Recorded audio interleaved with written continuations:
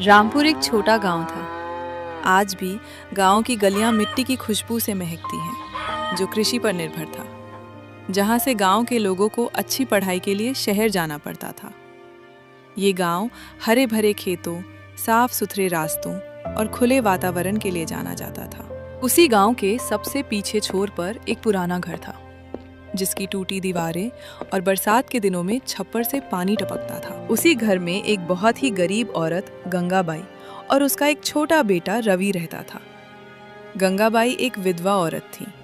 उसको अब किसी से उम्मीद था तो अपने बेटे रवि से, जो अभी गांव के अनाथ बच्चों वाले स्कूल में रोज पढ़ने जाता था। उसी गांव में एक बहुत ही दयालु दूध वाला भोला नाम का एक आदमी रहता था, जो रोज गांव के हर घर में लोगों के पास जाकर दूध पहुंचाता था। अरे काकी कहे, अकेले उदास बैठी हो, पूरे घर से दूध देकर आ रहा हूँ। चलो अब आप भी अपना ये दूध ले लो। क्या बताऊं बेटा, अब मैं तेरे से दूध कैसे लूं?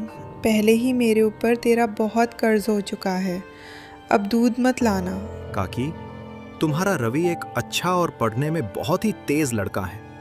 वो जब बड़ा होगा ना, तो तुम्हारे ऊपर लिए हुए सारे कर्ज भर देगा। भोला वहां से अपने घर जाने लगता है। गंगाबाई खामोश होकर आसमान की ओर देखती हैं और उसकी आंखों में अंशु भर आते हैं। गंगाबाई रोज गांव के दूसरों के घरों में काम करती और उसी कुछ पैसे से अपने घरों में खाना बनाती और अपने बेटे रवि को पढ़ने के लिए स्कूल भेजती। जब भी गंगाबाई अपने बेटे रवि को स्कूल ले जाती, तब हर रोज रास्ते में गंगाबाई की पड़ोसी सुभद्रा उसका हमेशा बहुत मजाक उड़ाती। अरे गरीब गंगाबाई, आज फिर अपने बेटे को फटे जूते पहनाकर स्कूल भेज रही हो? तुम गरीब को तो स्कूल में भी नहीं जाने देना चाहिए। जूते फटे हैं तो क्या हुआ? मेरे बेटे रवि की हिम्मत और हौसला बहुत बड़ी है। तुम देखना, एक दिन रवि एक बहुत बड़ा आदमी बनेगा। अरे अरे, तुम सब गरीब की सोच एक जैसे क्यों होती हैं?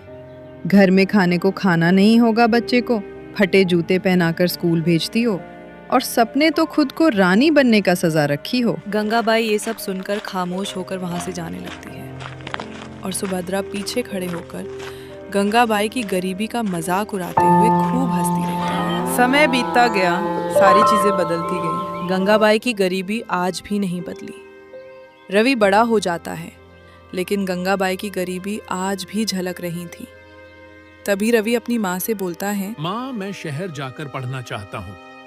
वहां जाकर मैं नौकरी लेना चाहता हूँ, और जब नौकरी लेकर वापस फिर आऊंगा तो तुम्हारे लिए एक बड़ा सा घर बनाऊंगा। गंगाबाई रवि की ये सारी बातें सुनकर बहुत खुश होती हैं।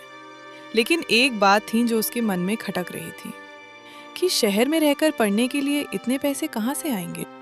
हाँ बेटा, तुम शहर जाना और अच्छे से मन लगाकर पढ़ना, और वहाँ से एक बहुत बड़े आदमी बनकर गांव आना और सारे लोगों के मुंह बंद कर देना। हाँ माँ, मैं वहां जाकर बहुत मेहनत करूंगा, अच्छे से पढ़ाई करूंगा, और एक दिन मैं नौकरी लेकर जब गांव आऊंगा तो घर के सारे कर्ज को चुका दूंगा। गंगाबाई उस रात बस ये सोचती रही कि रवि को शहर भेजने के लिए पैसे कहाँ से लाऊं। रवि की बातें गंगाबाई की आंखों की नींद जैसे छिन ली हो। जब सुबह होती है तब गंगाबाई रवि से बिना बताए चुपके से पैसों के लिए गांव के सरपंच रघुनाथ सिंह के घर जाती है। साहब, मुझे कुछ पैसे उधार दे दीजिए ताकि मेरा बेटा शहर जाकर पढ़ाई कर सके। मेरा बेटा जब शहर से नौकरी लेकर आएगा तो आपके सारे पैसे चुका देगा। हा, तुम्हारी इतनी हैसियत कैसे हो गई कि तुम मेरे दरवाजे पर चली आई? गरीब के लिए कोई पढ़ाई, त्योहार और शहर नहीं होती हैं।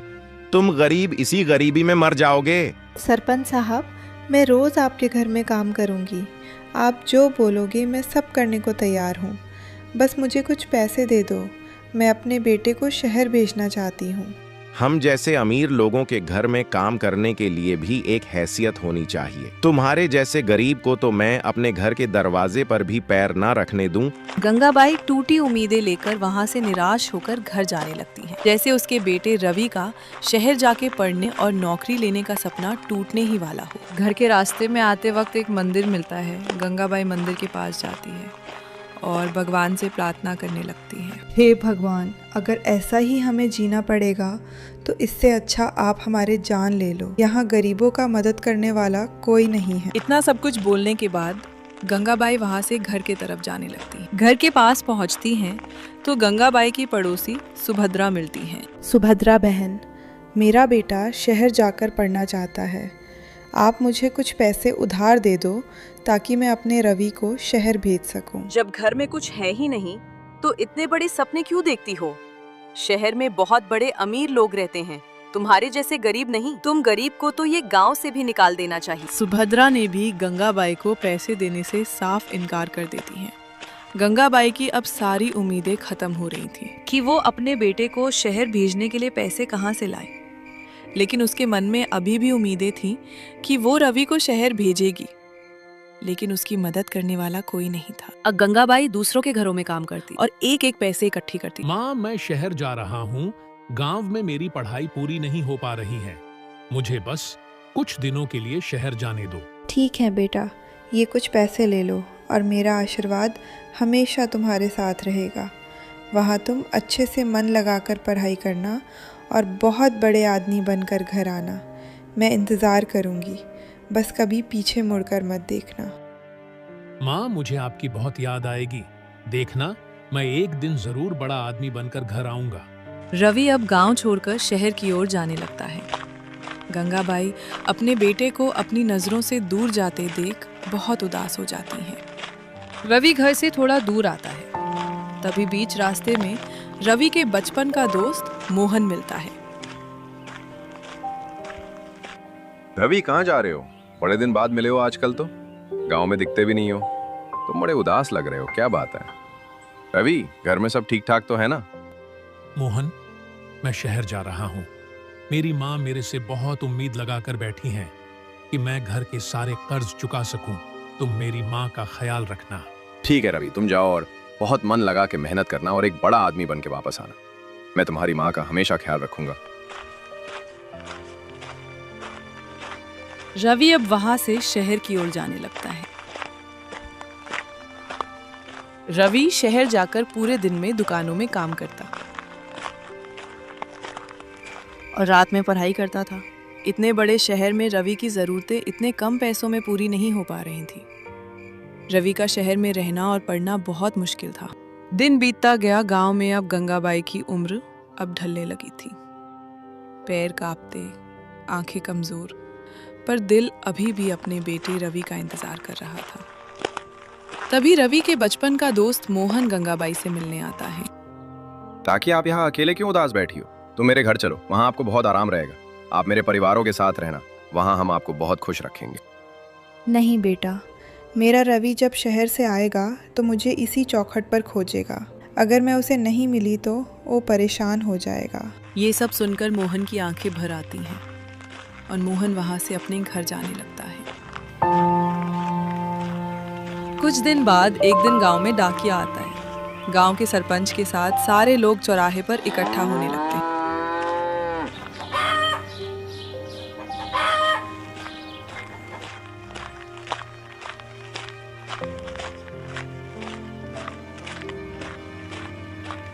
डाकिया किसकी चिट्ठी आई है?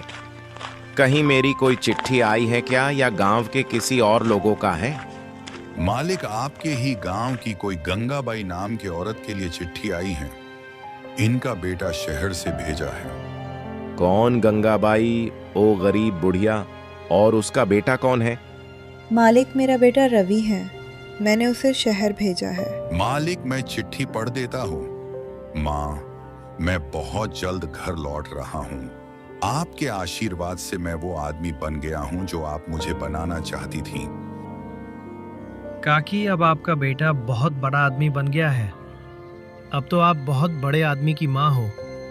रवि आपके लिए अब एक अच्छा सा घर बनाएगा। देखो सरपंच साहब, मेरा बेटा मेरा सपना आज पूरा कर दिया। मुझे अपने बेटे पर पूरा भरोसा था कि वो ज़रूर एक दिन बड़ा आदमी बनेगा। एक दिन गांव में बड़ी गाड़ी आती है। गांव के सारे लोग हाके बाके रह जाते हैं। चौराहे पर लोगों की भीड़ लग जाती है और बड़ी गाड़ी से काले सूट में रवि उतरता है। कौन हो बाबू? किससे मिलना है और तुम्हारा नाम क्या है? मैं रवि हूँ। इसी गांव की रहने वाली मेरी माँ गंगाबाई है। मैं उनका बेटा हूँ। क्या तू सच में मेरा बेटा रवि है?